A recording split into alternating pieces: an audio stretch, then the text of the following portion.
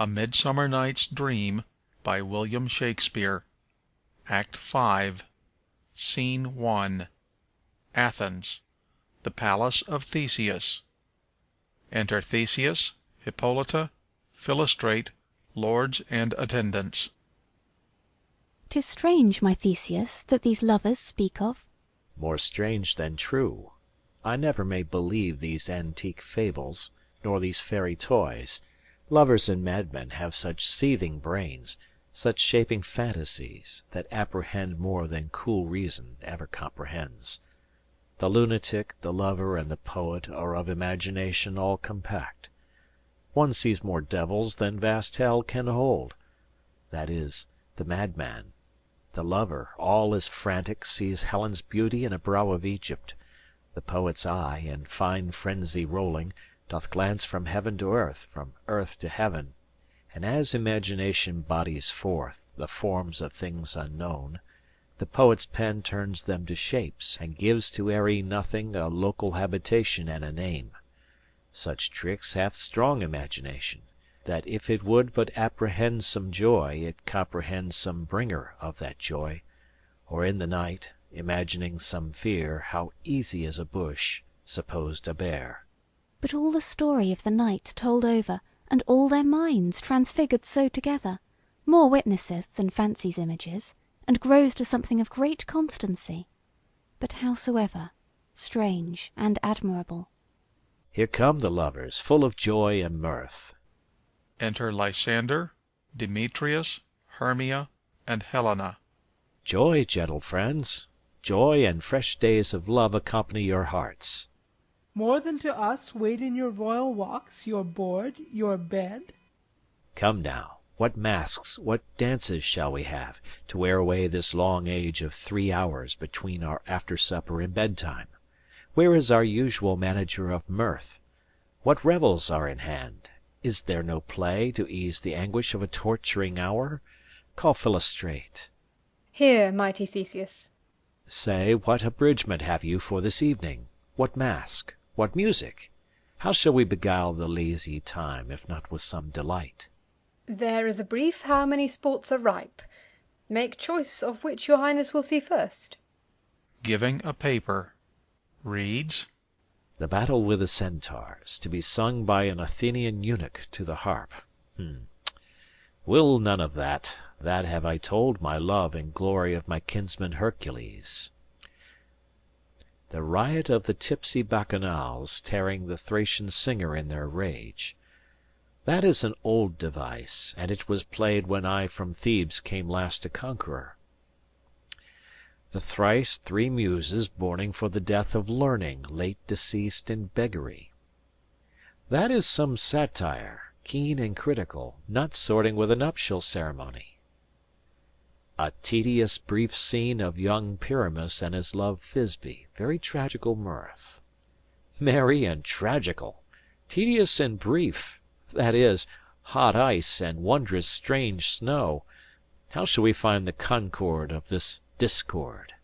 A play there is, my lord, some 10 words long, which is as brief as I have known a play. But by 10 words, my lord, it is too long, which makes it tedious. For in all the play there is not 1 word apt, 1 player fitted. And tragical, my lord, it is, for Pyramus therein doth kill himself, which when I saw rehearsed, I must confess made mine eyes water, but more merry tears the passion of loud laughter never shed. What are they that do play it? Hard-handed men that work in Athens here, which never laboured in their minds till now, and now have toiled their unbreathed memories with this same play against your nuptial. And we will hear it. No, my noble lord, it is not for you. I have heard it over, and it is nothing, nothing in the world, unless you can find sport in their intents, extremely stretched and conned with cruel pain, to do you service. I will hear that play, for never anything can be amiss when simpleness and duty tender it. Go, bring them in, and take your places, ladies. Exit Philostrate. I love not to see wretchedness o'ercharged, and duty in his service perishing. Why, gentle sweet, you shall see no such thing. He says they can do nothing in this kind. The kinder we, to give them thanks for nothing. Our sport shall be to take what they mistake. And what poor duty cannot do, noble respect takes it in might, not merit. Where I have come, great clerks have purposed to greet me with premeditated welcomes, where I have seen them shiver and look pale, make periods in the midst of sentences, throttle their practised accent in their fears, and in conclusion dumbly have broke off, not paying me a welcome. Trust me, sweet, out of this silence yet I picked a welcome, and in the modesty of fearful duty I read as much as from the rattling tongue of saucy and audacious eloquence. Love, therefore, and tongue-tied simplicity in least speak most to my capacity. Re-enter Philostrate. So please your grace, the prologue is addressed. Let him approach. Flourish of trumpets. Enter Quince for the prologue. If we offend, it is with our good will, that you should think we come not to offend, but with good will, to show our simple skill, that is the true beginning of our end. Consider then we came but in despite. We do not come as minding to content you. Our true intent is, or for your delight we are not here, that you should here repent you. The actors are at hand, and by their show you shall know all that you are like to know. This fellow doth not stand upon points. He hath rid his prologue like a rough colt. He knows not the stop. A good moral, my lord. It is not enough to speak, but to speak true. Indeed, he hath played on his prologue like a child on a recorder, a sound, but not in government. His speech was like a tangled chain, nothing impaired, but all disordered. Who is next? Enter Pyramus and Thisbe, Wall, Moonshine, and Lion. Gentles, perchance you wonder at this show, but wonder on, till truth makes all things plain. This man is Pyramus, if you would know. This beauteous lady Thisbe is certain. This man with lime and rough cast doth present Wall, that vile wall which did these lovers sunder, and through Wall's chink, poor souls, they are content to whisper. At the which let no man wonder. This man with lanthorn, dog, and bush of thorn presenteth Moonshine. For if you will know, by moonshine did these lovers think no scorn to meet at Ninna's tomb, there to woo. This grisly beast, which Lion hight by name, the trusted Thisbe, coming first by night, did scare away, or rather did affright. And as she fled, her mantle she did fall, which Lion vile with bloody mouth did stain. Anon comes Pyramus, sweet youth and tall, and finds his trusty Thisbe's mantle slain. Whereat with bloody blameful blade, he bravely broke his boiling bloody breast, and Thisbe tearing in a mulberry shade, his dagger drew and died. For all the rest let Lion, Moonshine, Wall, and lovers twain, at large discourse while they here do remain. Exeunt Prologue, Thisbe, Lion, and Moonshine. I wonder if the lion be to speak. No wonder, my lord. One lion may, when many asses do. In this same interlude it doth befall that I, one Snout by name, present a wall, and such a wall as I would have you think that had in it a crannied hole or chink through which the lovers, Pyramus and Thisbe, did whisper often very secretly. This loam, this rough cast, and this stone doth show that I am that same wall. The truth is so. And this the cranny is, right and sinister, through which the fearful lovers are to whisper. Would you desire Lime and Hare to speak better? It is the wittiest partition that ever I heard discourse, my lord. Enter Pyramus. Pyramus draws near the wall. Silence. O grim look night, O night with hue so black, O night which ever art when day is not, O night, O night, alack, alack, alack, I fear my Thisbe's promise is forgot. And thou, O wall, O sweet, O lovely wall, that stands between her father's ground and mine, thou wall, O sweet and lovely wall, show me thy chink, to blink through with mine eyne. Wall holds up his fingers. Thanks, courteous wall. Jove shield thee well for this. But what see I? No Thisbe do I see. O wicked wall, through whom I see no bliss. Cursed be thy stones for thus deceiving me. The wall, methinks, being sensible, should curse again. No, in truth, sir, he should not. Deceiving me is Thisbe's cue. She is to enter now, and I'm to spy her through the wall. You shall see. It will fall pat, as I told you. Yonder she comes. Enter Thisbe. O wall, full often hast thou heard my moans for parting my fair Pyramus and me. My cherry lips have often kissed thy stones with lime and hair knit up in thee. I see a voice. Now will I to the chink, to spy, and I can hear my Thisbe's face. Thisbe! My love! Thou art my love, I think. Think what thou wilt. I am thy lover's grace, and like Lemander am I trusty still. And I like Helen till the fates me kill. Not Shafalus to Procrus was so true. As Shafalus to Procrus, I to you. Oh, kiss me through the hole of this vile wall. I kiss the wall's hole, not your lips at all. Wilt thou at Ninny's tomb meet me straight away? Tide life, tide death, I come, without delay. Exeunt Pyramus and Thisbe. Thus have I, Wall, my part discharged so, and being done, thus Wall away doth go. Exit. Now is the mural down between the two neighbours. No remedy, my lord, when walls are so wilful to hear without warning. This is the silliest stuff that ever I heard.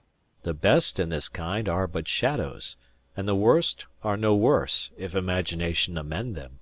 It must be your imagination, then, and not theirs. If we imagine no worse of them than they of themselves, they may pass for excellent men. Here comes two noble beasts in, a man and a lion. Enter Lion and Moonshine. You, ladies, you's gentle hearts do fear the smallest monstrous mouse that creeps on floor. May now perchance both quake and tremble here, when lion rough in wildest rage doth roar. Then know that I, one snug the joiner am, a lion fell, nor else no lion's dam. For if I should as lion come in strife into this place, 'twere pity on my life. A very gentle beast, of a good conscience. The very best at a beast, my lord, that e'er I saw. This lion is a very fox for his valour.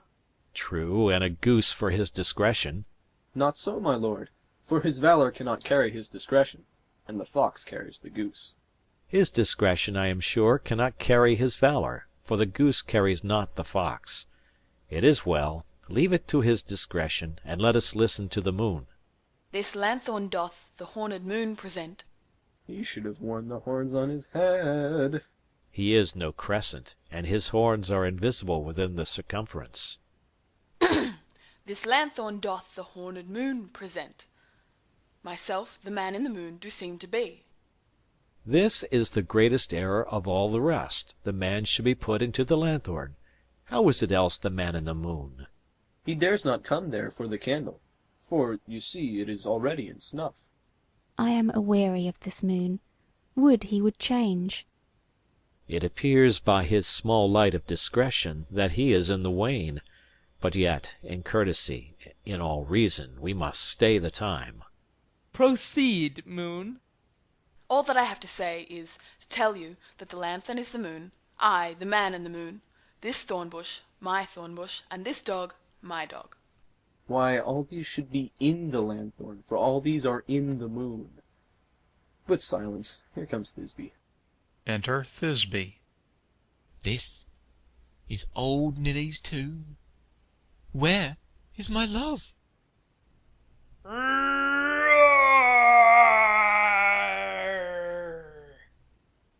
Thisbe runs off. Well roared, lion! Well run, Thisbe. Well shone, moon. Truly the moon shines with a good grace. The lion shakes Thisbe's mantle and exit. Well moused, lion. And so the lion vanished. And then came Pyramus. Enter Pyramus. Sweet moon, I thank thee for thy sunny beams. I thank thee, moon, for shining now so bright. For by thy gracious golden glittering gleams, I trust to take of truest Thisbe sight. But stay, oh spite! But mark, poor knight, what dreadful dole is here? Eyes, do you see? How can it be? Oh dainty duck, oh dear, thy mantle good. What? Stained with blood? Approach, ye furies fell. O fates, come, come, cut thread and thrum, quail, crush, conclude, and quarrel. This passion and the death of a dear friend would go near to make a man look sad. Beshrew my heart, but I pity the man. Oh, wherefore, nature, didst thou lion's frame, since lion vile hath here deflowered my dear, which is, no, which was the fairest dame that lived, that loved, that liked, that looked with cheer. Come, tears confound, out, sword and wound the pap of Pyramus. Ay, that left pap, where art doth hop, Stabs himself. thus die I, thus.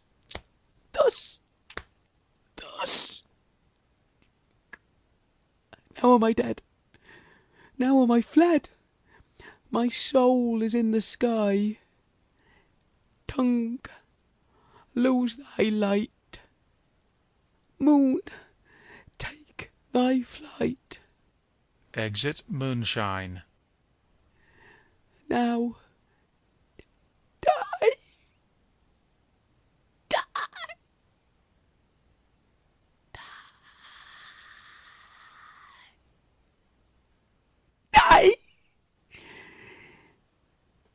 die. Dies. No die, but an ace for him, for he is but one. Less than an ace, man, for he is dead, he is nothing. With the help of a surgeon he might yet recover and prove an ass. How chance moonshine is gone before Thisbe comes back and finds her lover? She will find him by starlight. Here she comes, and her passion ends the play. Re-enter Thisbe. Methinks she should not use a long one for such a Pyramus. I hope she will be brief.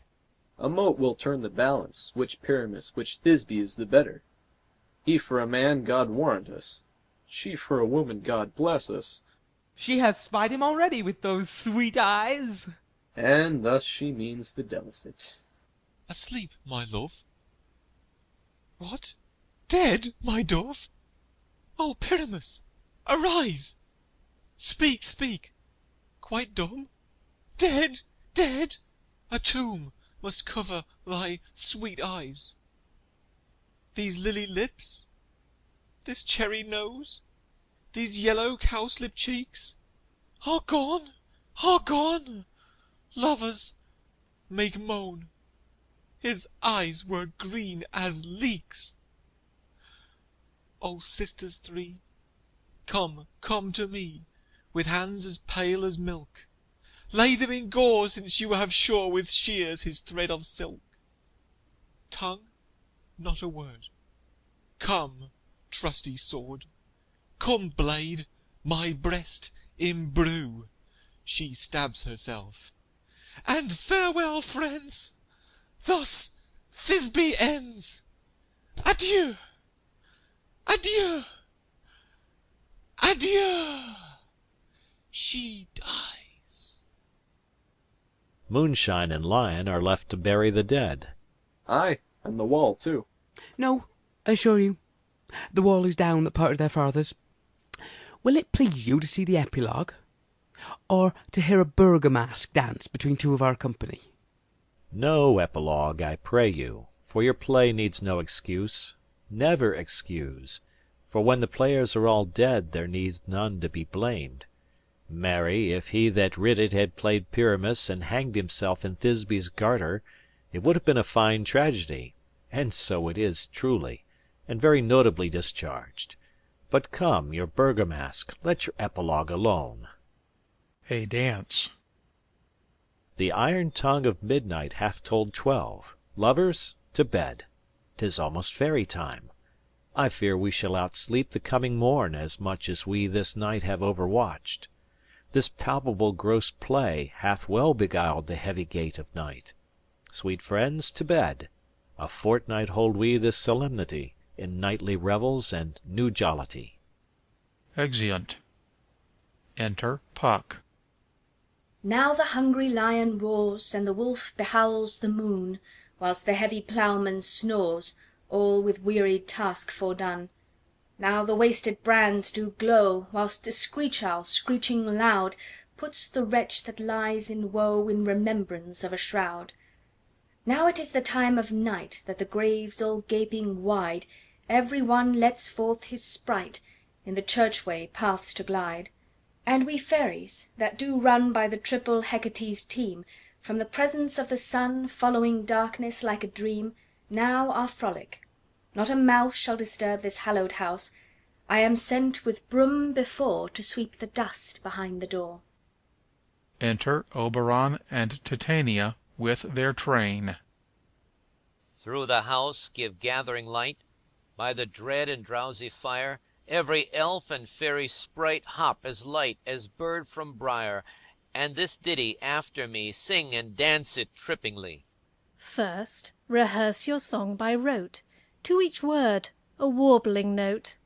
Hand in hand, with fairy grace, will we sing and bless this place. Song and dance. Now until the break of day through this house each fairy stray. To the best bride bed will we, which by us shall blessed be, and the issue there create ever shall be fortunate. So shall all the couples three ever true in loving be. And the blots of nature's hand shall not in their issue stand. Never mole, harelip, nor scar, nor mark prodigious such as are despised in nativity, shall upon their children be. With this field do consecrate every fairy take his gate, and each several chamber bless, through this place with sweet peace. And the owner of it blessed shall ever in safety rest. Trip away, make no stay, meet me all by break of day. Exeunt Oberon, Titania, and train. If we shadows have offended, think but this, and all is mended, that you have but slumbered here while these visions did appear. And this weak and idle theme, no more yielding but a dream, gentles do not reprehend. If you pardon, we will mend. And as I am an honest Puck, if we have unearned luck now to 'scape the serpent's tongue, we will make amends ere long, else the Puck a liar call. So good night unto you all. Give me your hands, if we be friends, and Robin shall restore amends. End of Act 5. End of A Midsummer Night's Dream by William Shakespeare.